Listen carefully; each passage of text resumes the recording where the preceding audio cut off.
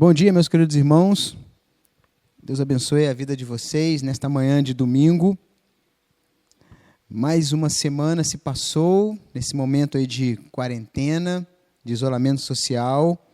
Se eu não estou enganado, essa é a quinta semana, né, fechando aí praticamente um mês e uma semana. Mas estamos aguardando os acontecimentos. Enquanto isso, estamos fazendo essas transmissões, essas gravações, para que você possa, junto comigo, compartilhar da palavra de Deus. Nesta manhã, nós vamos meditar no Salmo 121. É um salmo bem conhecido. Os irmãos vão perceber que o primeiro versículo é um versículo bem conhecido. Elevo os olhos para os montes, de onde me virá o socorro? Uma pergunta que o salmista faz, e nós vamos compartilhar este salmo aí com os irmãos.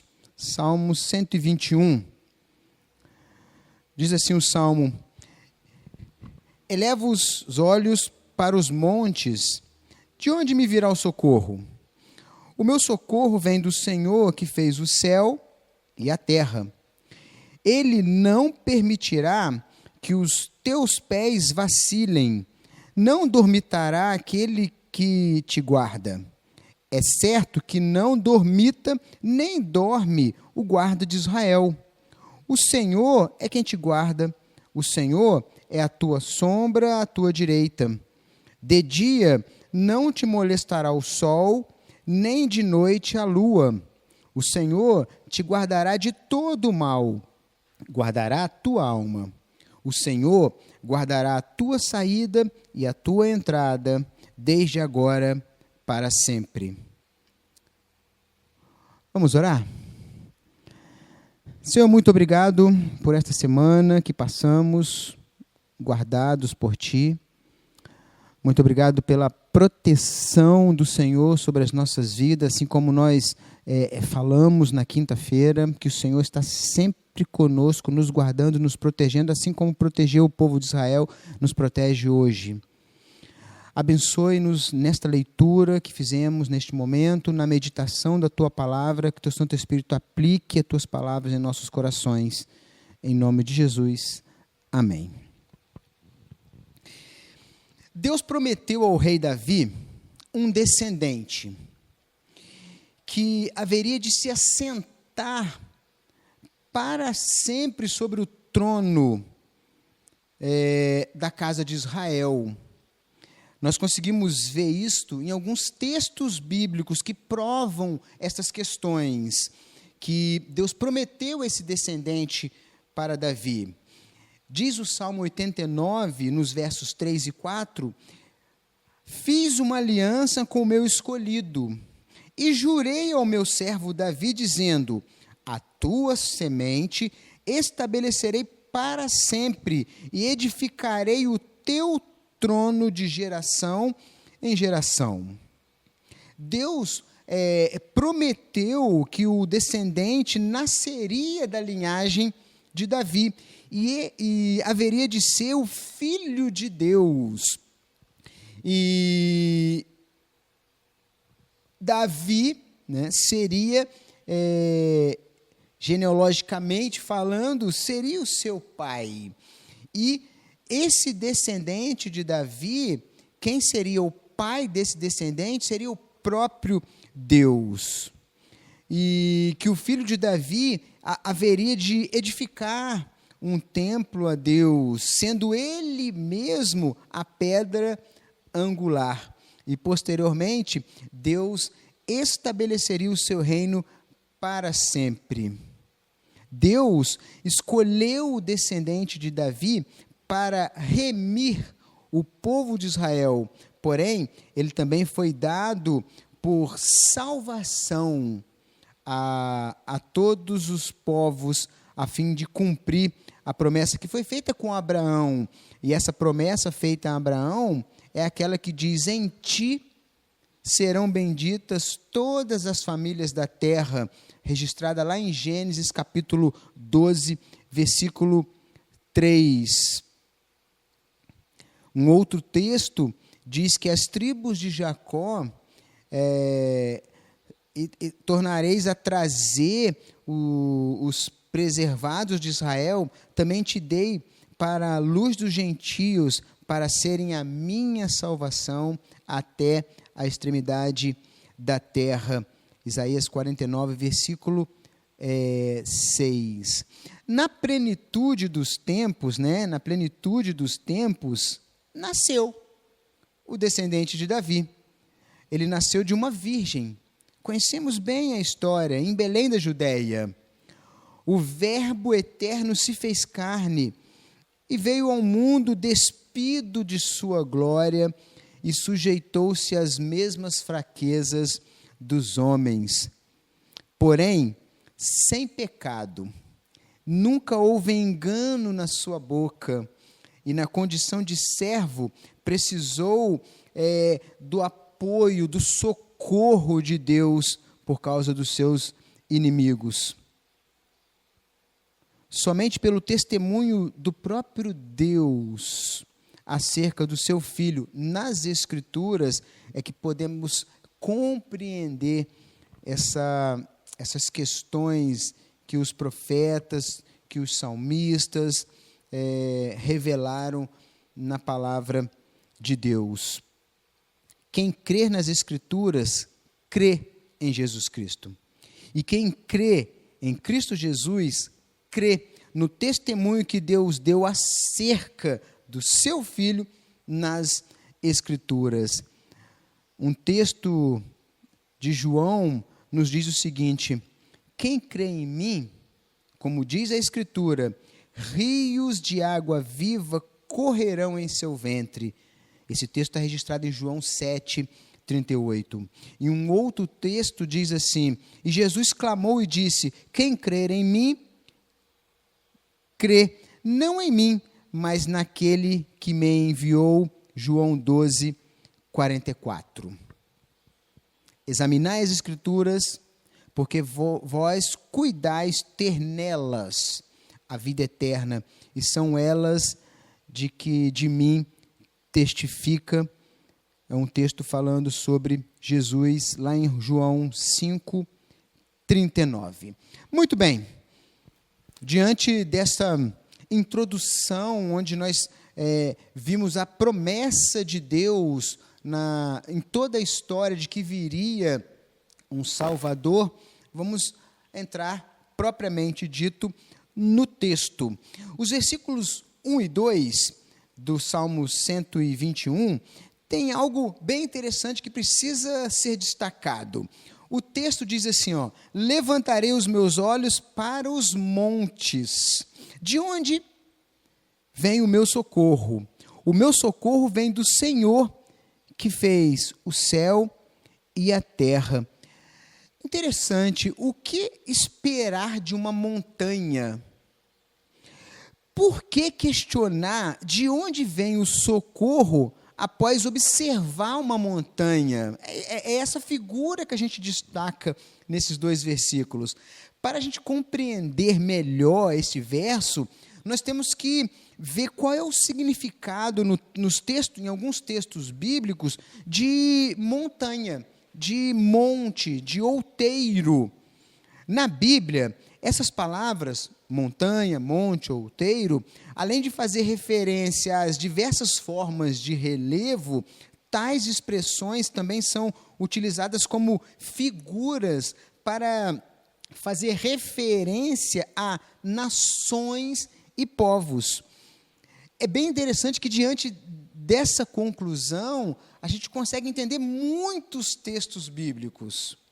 Os profetas, por exemplo, utilizavam os montes e os outeiros como figura para se referir tanto à nação de Israel, quanto a nações vizinhas.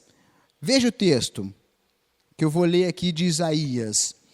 E acontecerá nos últimos dias, que se firmará o monte da casa do Senhor, no cume dos montes, e se elevará por cima dos outeiros, e concorrerão a ele todas as nações. Eu li um texto de Isaías e um texto de Ezequiel. Outros textos que comprovam e que falam dessa ideia de montanha como nação. Ovelhas perdidas têm sido meu povo. Os seus pastores as fizeram errar. Para os montes as desviaram. De monte para outeiro andaram, esqueceram-se do lugar do seu repouso. É bem interessante que cada vez que eu estiver lendo um texto e você ouvir a palavra monte, montanha, outeiro, substitua por povos, por nações. O profeta Isaías fez o uso da figura do monte como sendo a nação de Israel, após restaurada sua glória, ou seja, a nação de Israel será estabelecida acima de todas as outras nações, se elevará por cima dos outeiros, diz o texto. Também temos outros textos que comprovam isso. O profeta Zacarias, por exemplo, profetizou acerca do mesmo evento, porém, sem trazer o uso dos montes como figura.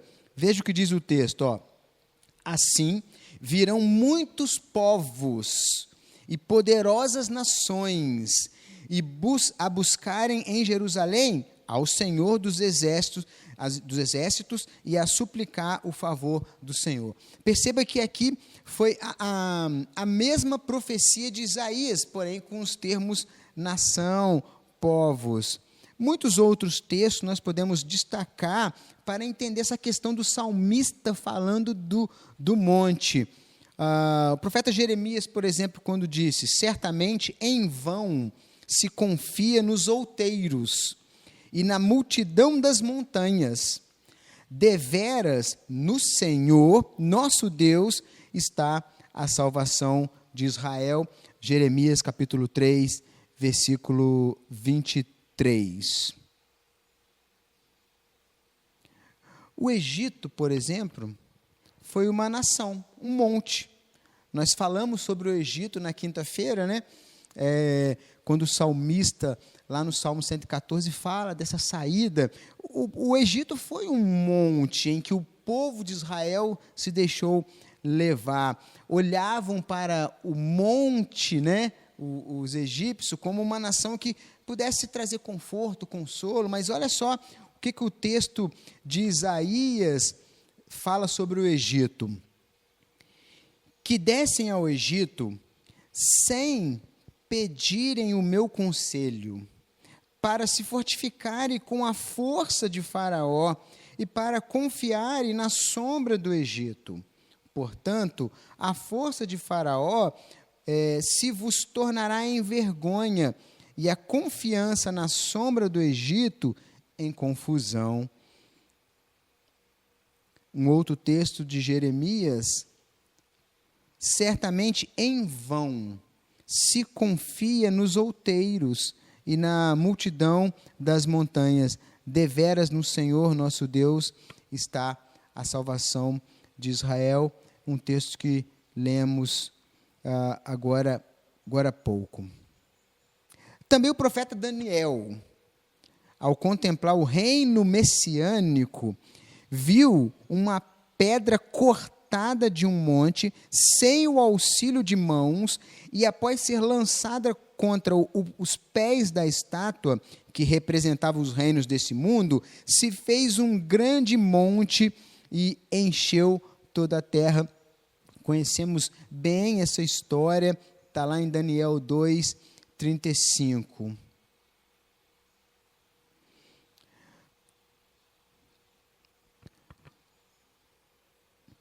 No Salmo 46, também faz uso da figura dos montes. Lembra que o diz o Salmo 46? Ainda que as águas rujam e se perturbem ainda que os montes se abalem pela sua braveza. E em seguida temos a explicação, né? Lá no versículo 6 do Salmo 46. Os gentios se esbraveceram, os reinos se moveram, ele levantou a sua voz e a terra se derreteu. Muito bem. Aqui no Salmo 121, fala de um dia em que Deus reunirá todas as nações, montes, para uma peleja contra Israel, contra Jerusalém. E o socorro virá do Senhor, que fez os céus e a terra, pois ele se manifestará colocando os seus pés sobre os montes, sobre o monte das oliveiras, e será rei sobre toda a terra. O salmista, inspirado pelo Espírito de Deus, profetiza acerca da confiança que precisamos ter no Senhor, que fez os céus e a terra, ou seja, acerca do filho de Davi, que se manifestará em glória para socorrer os filhos de Israel, quando estiverem em grande aperto. Versículo 2 do Salmo 121, acompanha aí na sua Bíblia: o meu socorro vem do Senhor, que fez os céus, que fez o céu e a terra. Uma referência paralela está lá no Salmo 110. O salmista, ele profetiza nesse Salmo 110 acerca do seu filho, do Filho de Deus, Jesus Cristo, quando se assenta à destra da majestade nas alturas e o chama de Senhor. Salmo 110, 1. Aqui no Salmo 121, temos o salmista profetizando acerca de Cristo, o Senhor que fez os céus e a terra. Também outras referências em Salmo 102, em Hebreus capítulo 1, quando esse Cristo se levanta para socorrer a terra. Também, em outro registro paralelo, lá no Salmo 2, nós temos o registro das nações conspirando e imaginando coisas vãs, muito tempo depois de Cristo estabelecer o seu reino, pois eles intentam rebelar-se contra o domínio de Deus e do seu ungido, Cristo glorificado, que estará regendo as nações com vara de ferro. Muito bem. Também nesse salmo, além de a gente ver essa expressão como monte, já falamos bastante sobre esse significado, também nós temos uma outra expressão, que é o filho de Davi. Diferente dos filhos de Israel, que buscavam compor alianças com nações pagãs, com os seus inimigos, procurando estabelecer politicamente falando, contratos com outras nações para se livrarem dos seus inimigos. Aqui Cristo, ele é representado como filho de Davi, ele é o Senhor que fez os céus e a terra. E a gente pode comparar isso com outros textos. Por exemplo, o texto de Hebreus, capítulo 1, nos diz o seguinte: e tu, Senhor, no princípio fundaste a terra, e os céus são obra de tuas mãos. Eles perecerão, mas tu permanecerás. E todos eles, como roupas, envelhecerão, e como um manto os enrolarás e serão mudados.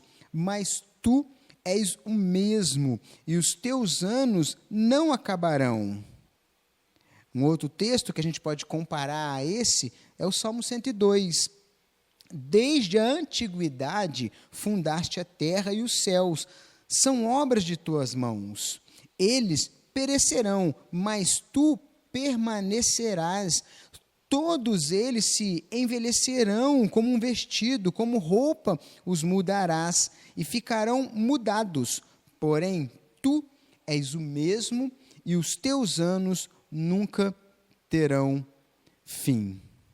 Embora o filho de Davi seja Senhor, representado aqui como Senhor, e que os filhos de Israel devem esperar quando viessem os montes, as nações, quando se manifestarem em carne contra Cristo, devem sentir esse abrigo, em Cristo, como asas do Altíssimo.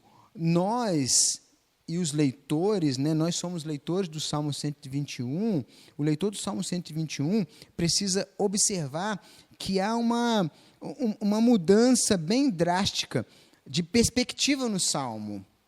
As Escrituras nos apresentam o Cristo como Criador, Senhor, Deus, Rei, Sacerdote, mas a gente precisa entender que também fala dele, do Cristo, como um menino que cresceu nessa terra, um servo, um homem que sofreu aflições, que foi ferido pelas nossas transgressões. O Salmo 121, em especial, aí os versos 1 e 2, apontam para o Cristo como o Criador dos céus e a terra. A gente consegue ver isso em João. E já os versos 3 a 8 apontam para o Cristo na condição de servo. Veja aí, acompanhe na sua Bíblia o Salmo 121, versículos de 3 a 8. Não deixará vacilar o teu pé. Aquele que te guarda não tosquenejará. Eis que não tosquenejará, nem dormitará o guarda de Israel. O Senhor é quem te guarda, o Senhor é a tua sombra, a tua direita. O sol não te molestará de dia, nem de noite. O Senhor te guardará de todo mal, guardará a tua alma. O Senhor guardará a tua entrada e a tua saída, desde agora para sempre. Percebe que o salmista, ele enumera as bênçãos de Deus sobre o seu Filho Jesus Cristo. A dependência, o salmista enumera aqui várias questões, várias coisas que mostram a dependência de Cristo em Deus. Vamos ver algumas delas? Ou melhor, vamos ver todas elas? Primeiro está no verso 3. Não deixará vacilar o teu pé. Por que Cristo não vacilaria? A resposta está em um outro salmo, lá no Salmo 16, que diz assim, tenho posto o Senhor continuamente diante de mim, por isso que Ele está à minha mão direita, nunca vacilarei. Portanto, está alegre o meu coração e se regozija a minha glória, também a minha carne repousará segura, pois não deixarás a minha alma no inferno, nem permitirá que o teu santo veja a corrupção. O santo aqui está em letras maiúsculas. Far-me-ás ver a vereda da vida na tua presença, a fartura de alegria, a tua mão direita, a delícias perpétuas. Por confiar no Pai, o Cristo não vacilou. O Salmo 116 aplica-se a Cristo, como acabamos de ler, conforme o que demonstrou o apóstolo Pedro aos israelitas no dia de Pentecoste, lá em Atos capítulo 2. Versículo 4, nós temos aí uma outra questão sobre a proteção de Deus, a proteção que Deus tem no seu Filho. Aquele que te guardará, está no versículo 4, aquele que te guarda não tosquenejará, eis que não tosquenejará, nem dormitará o guarda de Israel. O Senhor é quem te guarda. Deus promete, através da boca do salmista, velar e guardar o seu Filho Jesus com todo zelo. Não haveria o menor descuido quanto ao Filho. Não tosquenejará, diz o Salmo. O Filho de Deus jamais ficaria abandonado neste mundo, pois seria objeto do cuidado constante de Deus. Mesmo nas horas de angústia que ele passou, que antecederiam a sua morte, pois foi do agrado de Deus moê-lo e estabelecê-lo por aliança do povo, o povo de Israel, e nós, o povo da nova aliança, a luz para os que jaziam em trevas, que somos nós, os gentios. O texto de Isaías fala sobre isso. Todavia o Senhor agradou moê-lo e fazê-lo enfermar. Lá no versículo 5, nós temos outra certeza de que Deus estaria protegendo o seu Filho Jesus. O Senhor é a tua sombra, à tua direita. Deus promete ao seu Filho protegê-lo constantemente, ou seja, seria sua própria sombra, tendo em vista que o Filho haveria de invocá-lo. Cristo está à destra do Altíssimo, e o Altíssimo, a sombra protetora, à direita do Filho. O Salmo 17 tem um texto que diz assim: guarda-me como a menina dos olhos, esconde-me debaixo da sombra das tuas asas.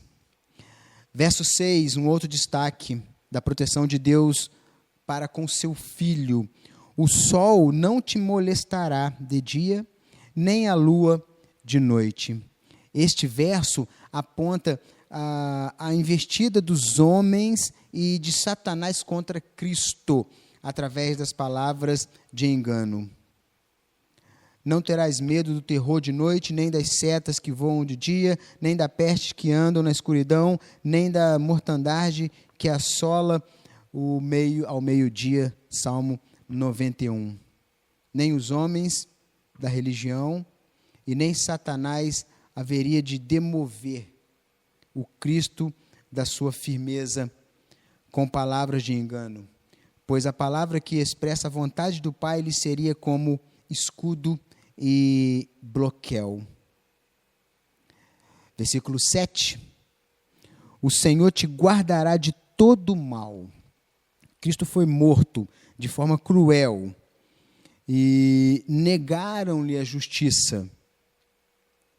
Como se cumpriu o Salmo 121 na vida de Cristo, ou melhor, essa é uma pergunta, né? Como que se cumpriu o Salmo 121 na vida de Cristo e à vista das agruras na cruz? O mal que o Salmo fala diz da palavra do engano, pois Cristo não pecou, visto que não houve na sua boca nenhum engano. 1 Pedro trata desse assunto. Pedro diz o seguinte: e puseram a sua sepultura com os ímpios e com os ricos na sua morte, ainda que nunca cometeu injustiça, nem houve engano na sua boca. 1 Pedro 2, 22. Por colocar o Pai como refúgio, Deus promete ao Filho completa isenção do mal. Guardará a tua alma, diz a parte B do verso 7. Esta é uma promessa além túmulo. Quando Cristo foi sepultado, vez que seria deixado na morte, pois não deixará a minha alma no inferno, nem permitirá, melhor dizendo, que o teu santo veja a corrupção. Isso está em um outro salmo. Um outro salmo diz: para que viva para sempre e não veja a corrupção. Um outro salmo diz: em ti, ó Senhor, me refugio, nunca seja eu envergonhado, livra-me pela tua retidão, nas tuas mãos encomendo o meu espírito. Salmo 31.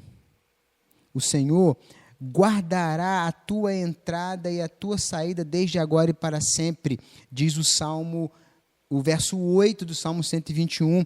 Nós estamos aqui tratando de várias formas como Deus mesmo protegeu o seu próprio Filho, e nós estamos no versículo 8 Vou repetir: o Senhor guardará a tua entrada e a tua saída desde agora para sempre. Esta é uma promessa que remete ao momento em que Cristo seria introduzido no mundo na condição de unigênito de Deus. Em Hebreus, a gente vê, Hebreus capítulo 1, a gente percebe essa questão. Deus usou José poderosamente para cuidar de Maria e também cuidar do menino, avisando-o em sonho para saírem de Nazaré, livrando-os das mãos de Herode. Diferente de todos os homens que entraram neste mundo por Adão, a porta larga, Cristo foi lançado da madre por Deus na condição de porta estreita, porém, seria perseguido ao nascer. Nós vemos vários textos que falam como Cristo sofreu, como Cristo foi perseguido, como foi humilhado.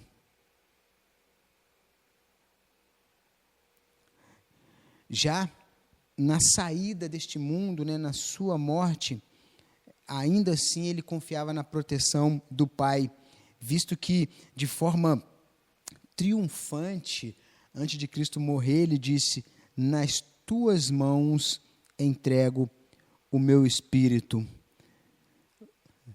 Foram as palavras de Cristo na cruz.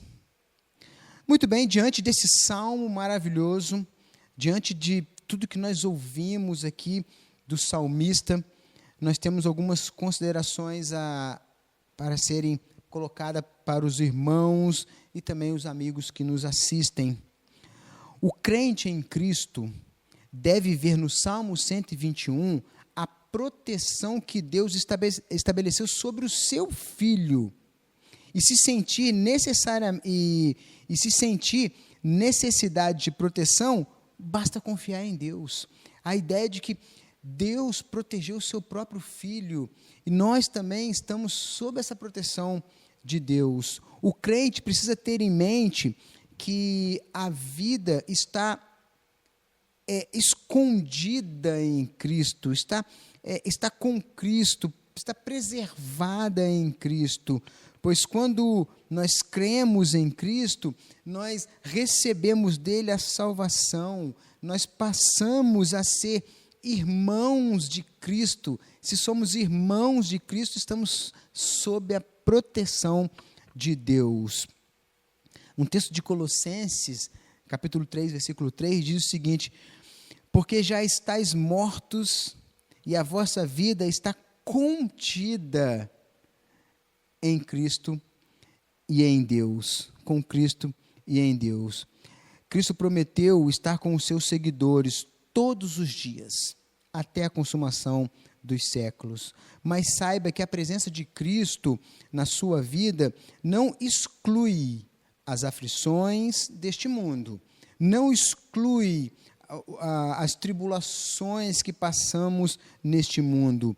O alívio e o descanso prometido por Cristo não diz dos trabalhos, dos cansaços nesse mundo, das desilusões desse mundo e aflições deste mundo.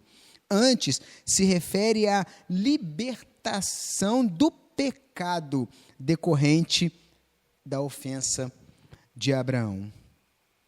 O crente precisa saber que Deus estabeleceu o dia da bonança e o da adversidade, com o objetivo bem específico, que o homem nada descubra do que há de vir depois dele.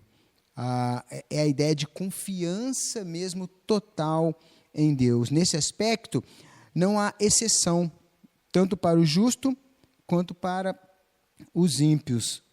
Diz o texto de Eclesiastes, capítulo 7, versículo 14, o seguinte: no dia da prosperidade, goza do bem, mas no dia da adversidade, considera, porque também Deus fez a este em oposição àquele, para que o homem nada descubra do que há de vir depois dele. Geralmente, os problemas que os homens enfrentam se fixam na expectativa do mal que virá. conhecedor dessa realidade, Jesus instruiu o povo no Sermão do Monte, dizendo assim: não vos inquieteis, pois pelo dia de amanhã, porque o dia de amanhã cuidará de si mesmo, basta a cada dia o seu mal. Já falamos sobre isso em outra mensagem, sobre a ansiedade. A ansiedade, ela é uma desconfiança na proteção de Deus. Apesar das Escrituras demonstrarem que Deus estabeleceu o dia da adversidade, muitos tentam se socorrer dos salmos para se livrarem das aflições do dia a dia, o que transformando o salmo num tipo de talismã, né? Eles partem para os salmos como uma forma de proteção, recitando, deixando o salmo aberto. Não é isso, não é essa promessa de proteção que o salmo promete, e sim a proteção de Deus mesmo ao seu lado. Quantas e quantas vezes o Salmo 21 é recitado, quantas vezes ele é utilizado como um amuleto. Quando lemos os evangelhos, nós devemos considerar que tudo que o Senhor Jesus ensinou à multidão foi dito por enigmas, por parábolas. Então, precisamos entender isso. Não é o fato de nós lermos o Salmo várias vezes ou deixar ele aberto que vai nos proteger, e sim o que ele está dizendo, que Deus nos protege o tempo todo. A bênção do Senhor é o tesouro que se guarda nos céus, onde a traça e a ferrugem não consomem.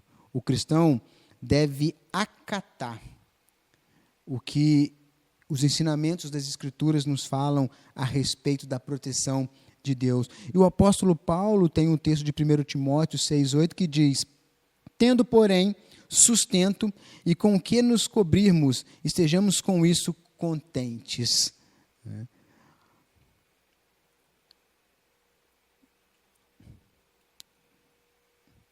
Portanto, resta-nos refugiarmos em Cristo, que é a justiça e o bem duradouro. Eu termino lendo um texto de 1 Timóteo capítulo 6, versículos 9 e 10, que diz o seguinte: mas os que querem ser ricos caem em tentação e em laço, e em muitas concupiscências, loucas e nocivas, que submergem os homens na perdição e na ruína, porque o amor ao dinheiro é a raiz de toda a espécie de males, e nessa cobiça alguns se desviaram da fé e se transpassaram a si mesmo com muitas dores. Pense que toda a proteção está em Deus e não nas coisas deste mundo. Que Deus nos abençoe e que o Espírito Santo aplique essas palavras em nossos corações. Vamos orar. Deus, muito obrigado por esse salmo que nos fala da proteção do Senhor, a proteção de Deus para as nossas vidas. Assim como Deus protegeu o seu próprio Filho quando esteve neste mundo, Ele também nos protegerá. Porque uma vez, quando aceitamos a Cristo como o Senhor e Salvador das nossas vidas, nós estamos sob as asas de Deus, sob a proteção de Deus. Que Teu Santo Espírito aplique isso em nossos corações para que possamos entender, em nome de Jesus. Amém. Que Deus abençoe sua vida, que Deus te dê um bom domingo, e te convido para hoje à noite, mais uma vez, estarmos aqui abrindo a palavra de Deus para expormos a palavra de Deus e aprender um pouco mais dela. Deus abençoe sua vida.